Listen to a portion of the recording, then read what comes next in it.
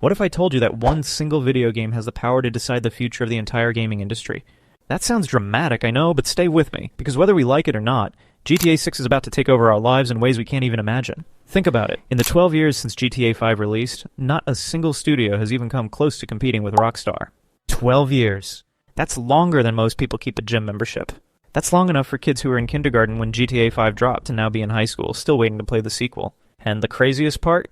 Nobody even tried to truly challenge Rockstar during all this time. So the question is why? Is Rockstar simply unbeatable because of the time, money, and insane level of expertise they throw into their games? Or are other studios just completely incompetent, too scared to even try?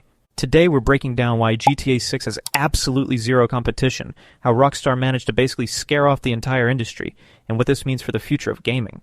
Oh, and don't worry, I'll be adding jokes along the way to keep the despair from sinking in too much, because when you realize that GTA 6 might actually own your entire life for the next 20 years, you'll need a laugh or two to cope. Grab your snacks, hide your wallets, and maybe say goodbye to your social life, because we're about to dive into the beautiful nightmare that is GTA 6, the sad state of modern gaming. Let's start with the bigger picture. The gaming industry as a whole. Back in the golden days, gaming felt alive. It felt competitive. Developers were constantly trying to outdo one another, pushing hardware to its absolute limits and delivering games that felt like real, complete experiences. Think back to the days of Call of Duty Black Ops 1 and 2, Assassin's Creed 2, and Brotherhood, Halo 3, Skyrim. These weren't just games. They were cultural events. You didn't just play them, you lived them. People skipped school, called in sick to work, and stayed up until sunrise because they were hooked. Those games were polished, memorable, and worth every penny. Fast forward to today, and things aren't quite the same. Somewhere along the line, passion got replaced with profit margins. Developers started focusing less on building unforgettable worlds and more on finding sneaky ways to drain our wallets. Half-finished games are shoved out the door, day one patches the size of an entire country are the new normal, and microtransactions are stuffed into every menu like sprinkles on an ice cream cone. And don't even get me started on the overpriced DLC that feels like it should have been part of the main game to begin with. It's no wonder most modern releases feel soulless. The saddest part? We've gotten used to it. Players are so conditioned now that when a game comes out broken, the reaction isn't even shock anymore. It's just, they'll patch it later. That shouldn't be normal. But here we are. Games launch like fast food, quick, flashy, addictive, and forgotten in a couple of weeks. Splitgate is a perfect example. The hype train was massive, everyone was playing it, and then boom, it vanished almost overnight. 1 month it's the next big thing. The next month it's a ghost town. And in the middle of all this chaos stands Rockstar, the only major studio that refuses to play this game. Rockstar's secret sauce. Rockstar's approach is simple but deadly effective. They take their time. They don't rush. They don't pump out yearly sequels like Call of Duty or Assassin's Creed. They go quiet and work behind closed doors, and when they finally release something, it's polished, it's finished, and it's unforgettable. Take Red Dead Redemption 2. This game wasn't just developed. It was crafted. 8 years of development, multiple delays, and endless anticipation. And when it finally came out in 2018, it wasn't just a good game, it was a masterpiece. No game-breaking bugs, no desperate apology letters from developers, just pure, jaw-dropping quality. The world was so detailed and immersive that even 7 years later, people still call it the most realistic open world ever created. That kind of staying power doesn't happen by accident. And here's the real kicker. Rockstar hasn't made a bad game in over 25 years. Let that sink in. That's an entire generation of gamers who have literally never experienced a bad Rockstar release. Meanwhile, other studios can't even go a single launch without tripping over their own shoelaces. But it gets even crazier. GTA 6 is rumored to have a budget of over $2 billion. That's not just big.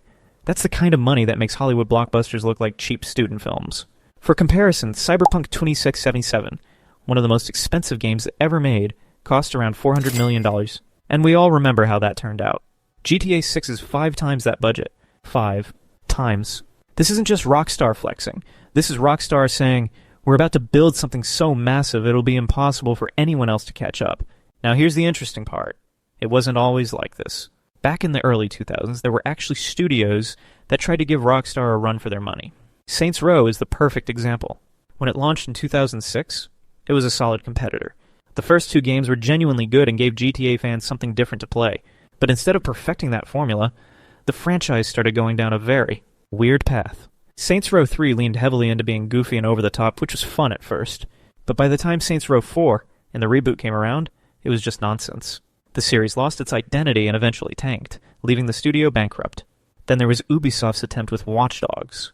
The concept was exciting, a GTA-style game with hacking mechanics. The first game was decent, the second one built on that potential, and people were genuinely excited about the future. But then Watch Dogs Legion released, and, well, let's just say it didn't live up to the hype. The franchise went out with more of a whimper than a bang. And with those failures, Rockstar was left alone at the top. No competition, no challengers. Just Rockstar, slowly but surely building the next monster, while the rest of the industry focused on chasing Fortnite trends and milking microtransactions. Which brings us to GTA 6. This isn't just another entry in the series. It's shaping up to be the game. A platform. A digital universe where everything you could possibly want in a game exists in one place. Want a cinematic movie-like single-player story? Check. Want to blow stuff up online with your friends? Check. Want immersive roleplay servers built right into the game instead of relying on mods? Almost guaranteed. Want user-generated maps and game modes like Fortnite or Roblox? Highly likely. It's basically going to be the Swiss Army knife of gaming. If you've ever had that annoying group chat debate about what game to play, GTA 6 is about to solve it. Because no matter what you're in the mood for, GTA 6 will probably have it. And the scale is insane. Rumors suggest the map will be 2.5 times bigger than GTA 5, with hundreds of fully explorable interiors. NPCs will be smarter and more lifelike than ever, reacting in ways we've never seen before. And then there's the graphics. Remember how good Trailer 1 looked?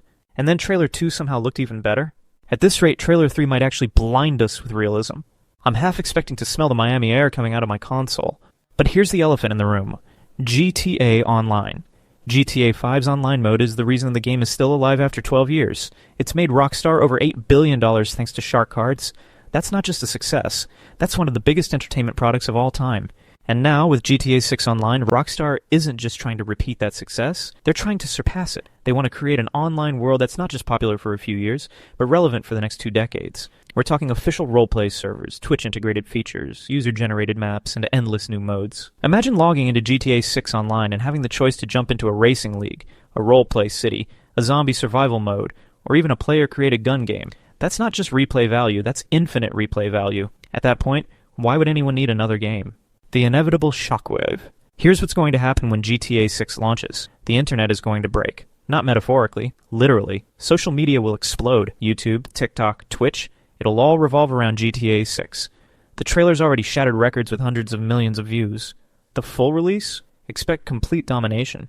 And people aren't just hyped, they're investing. Fans are already saving thousands of dollars, upgrading PCs, and buying new consoles just for this one game. That's insane. One title forcing an entire generation of players to upgrade their hardware. That's not just influence. That's absolute power. And here's the kicker. GTA 6 might not just be a launch. It might be a cultural reset. The kind of thing people will remember decades from now as the moment gaming changed forever. So here's the reality.